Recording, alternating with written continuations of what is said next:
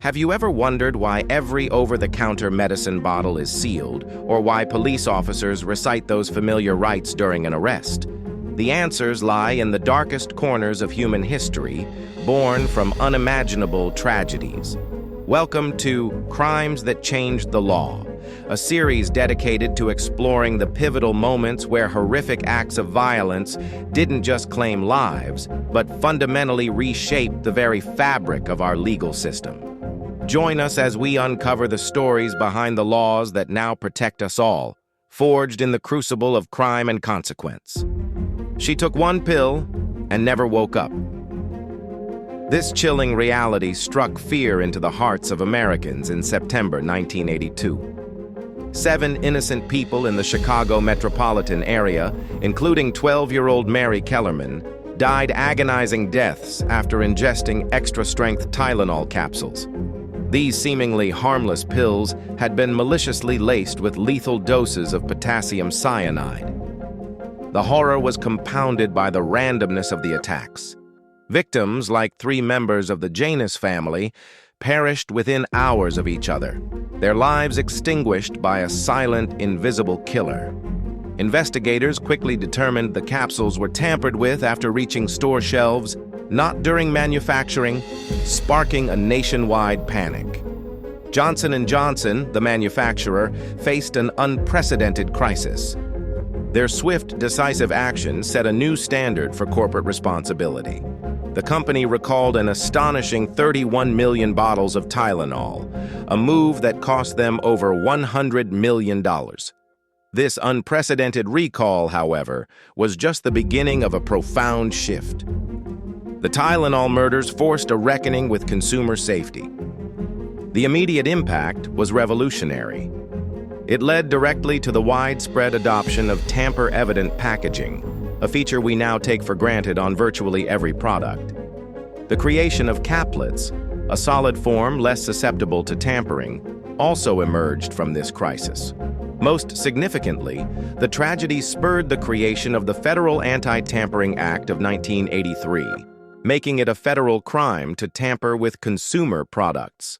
This law carries severe penalties, including lengthy prison sentences, for anyone who dares to compromise the safety of our goods. The legacy of the Tylenol murders is etched into every sealed package in your home. The perpetrator, however, was never caught, leaving a haunting question mark over this pivotal moment in legal history. He was gone in seconds. What followed changed America. These words encapsulate the devastating impact of the Adam Walsh case, a tragedy that galvanized a nation and forever altered how we protect our most vulnerable. In July 1981, 6-year-old Adam Walsh was abducted from a Sears department store in Hollywood, Florida, while his mother shopped nearby. The initial search was chaotic, uncoordinated, and ultimately heartbreakingly futile. 2 weeks later, Adam's severed head was discovered in a drainage canal, a horrific confirmation of the worst fears. His body was never recovered, leaving his family in perpetual agony. This unspeakable crime exposed glaring flaws in how law enforcement handled missing children cases. There were critical delays in reporting, a severe lack of interagency coordination, and no national system to track missing children or share vital information. The profound grief and outrage over Adam's abduction and murder ignited a powerful movement. His parents, John and Reeve Walsh, channeled their unimaginable pain into relentless advocacy. Their tireless efforts led directly to monumental legislative changes. The Missing Children's Act of 1982 was a direct result, establishing a national clearinghouse for missing children and improving information sharing among law enforcement agencies. Decades later, the Adam Walsh Child Protection and Safety Act of 2006 built upon this foundation, creating a comprehensive national sex offender registry. This critical database allows for better tracking and monitoring of convicted sex offenders, aiming to prevent future crimes. The case also inspired the Code Adam alert system, now a standard protocol in retail stores and public places, designed to quickly locate missing children within a facility. John Walsh, Adam's father, became a leading advocate for missing and exploited children, famously hosting America's Most Wanted for decades. Adam's tragic story ensures that no child disappears without a national response, a testament to a family's enduring fight for justice. He confessed, but no one told him he didn't have to. This simple yet profound statement lies at the heart of one of the most iconic legal rulings in American history. In 1963, Ernesto Miranda was arrested in Phoenix, Arizona, for kidnapping, rape, and armed robbery. During his interrogation, Miranda confessed to the crimes. However, he was never informed of his constitutional right to remain silent or his right to have an attorney present during questioning. Miranda's confession was used against him at trial, leading to his conviction. His case, however, was appealed all the way to the U.S. Supreme Court. The court recognized a fundamental injustice. A suspect, unaware of their rights, could be coerced into self-incrimination. In a landmark 5-4 decision in Miranda v. Arizona, 1966, the Supreme Court ruled that suspects must be clearly informed of their Fifth Amendment rights before any custodial interrogation. This ruling introduced what are now universally known as the Miranda rights. These rights are a cornerstone of due process and protect individuals from coercive police tactics. They include, you have the right to remain silent. Anything you say can and will be used against you in a court of law. You have the right to an attorney. If you cannot afford an attorney, one will be provided for you. The impact of Miranda v. Arizona was immediate and far-reaching. Every arrest in the United States now begins with this warning, ensuring that individuals understand their legal protections. While initially controversial, the Miranda warning has become an indelible part of American criminal justice, a symbol of fairness and the presumption of innocence. It ensures that confessions are truly voluntary, safeguarding the rights of the accused and upholding the integrity of the legal process. He killed 6 people, then tried to sell his story. This audacious attempt by a notorious serial killer sparked public outrage and led to a groundbreaking legal precedent. David Berkowitz, infamously known as the Son of Sam, terrorized New York City from 1976 to 1977. He murdered 6 people and wounded several others, leaving cryptic, taunting letters for the police. His reign of terror gripped the city in fear. After his eventual arrest, a new kind of horror emerged. Publishers and media outlets, eager to capitalize on the public's morbid fascination, began approaching Berkowitz to buy the rights to his story. The prospect of a mass murderer profiting from his heinous crimes, potentially enriching himself while his victims' families suffered, was morally repugnant to the public. The widespread outrage spurred immediate legislative action. New York State swiftly passed the Son of Sam law in 1977. This pioneering legislation was designed to prevent criminals from financially profiting from their crimes through books, movies, interviews, or any other form of media.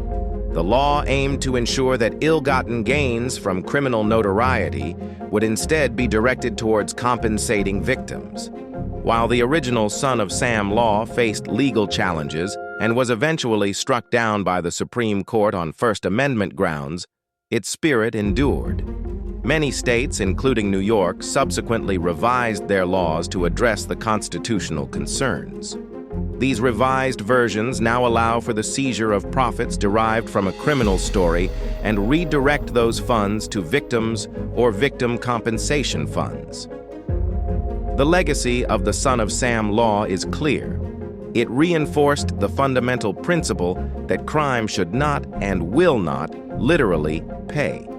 It stands as a powerful statement that justice, not profit, should be the ultimate outcome for those who inflict suffering. 9 minutes, 1 knee, a global reckoning.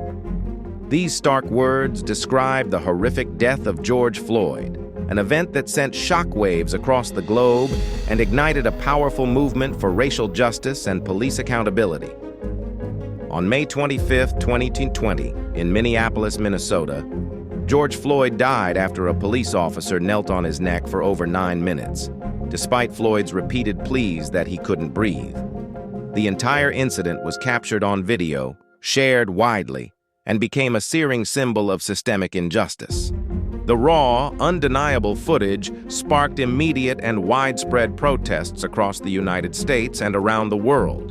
Millions took to the streets, demanding an end to police brutality and systemic racism. The protests forced a long-overdue national conversation about policing practices, racial bias, and the need for fundamental reform. The impact of George Floyd's death was profound and far-reaching. In the immediate aftermath, over 30 U.S. states passed new police reform laws. These legislative changes included bans on chokeholds and other restrictive holds, stricter limitations on the use of deadly force, and mandatory reporting of police misconduct. Many jurisdictions also implemented new training requirements, emphasized de-escalation techniques, and increased transparency in police departments. Minneapolis, the city where Floyd died, signed a comprehensive consent decree with the Department of Justice, committing to a complete overhaul of its police department's policies and practices. The legacy of George Floyd's death is still unfolding, but it undeniably became a powerful catalyst for change. It brought issues of police accountability and racial justice to the forefront of public consciousness, inspiring ongoing efforts to create a more equitable and just society for all. His name now stands as a powerful reminder that the fight for justice is continuous, and that even the most tragic events can spark profound societal transformation. These laws were not born from abstract legal theory. They were written in blood, forged in the crucible of unimaginable pain and public outcry.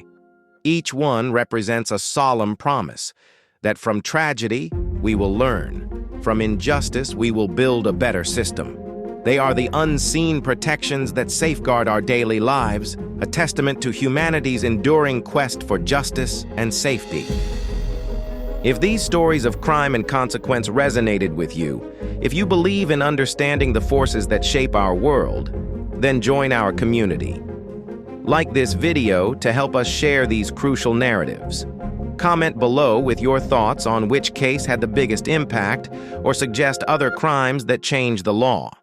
And most importantly, subscribe to our channel and hit the notification bell so you don't miss our next deep dive into the dark corners where tragedy reshaped justice. Your support helps us continue to bring these vital stories to light.